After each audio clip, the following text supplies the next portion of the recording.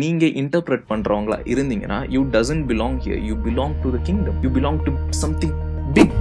Jesus இந்த பேரபிள்ஸ்குள்ள நிறைய ரகசியமா வச்சிருக்கிறாரு. ஆண்டவர் அவரோட மகிமைக்காக ஒரு விஷயத்த மறைச்சு வைக்கிறாரு. ஆனா ராஜாக்களோட மகிமை எங்க இருக்குன்னா, அத தெளிவா தேடி கண்டுபிடிக்கிறதுல தான் இருக்கான். நீங்க ராஜாக்களா இருக்கணும்னா அந்த பிஹேவியர் இருக்கணும். கிங்ஸ் பிஹேவியர்னு ஒன்று இருக்கு. நார்மலா இருக்கிற ஒரு காமன் மேனோட பிஹேவியரும் ஒரு கிங்கோட பிஹேவியரும் ஒன்று கிடையாது. இப்போ நேபுகாத்நேச்சர் ஒரு கனவு காண்றாரு. அந்த கனவை அவர் சொல்ல மாட்டேன்னு வேற சொல்றாரு.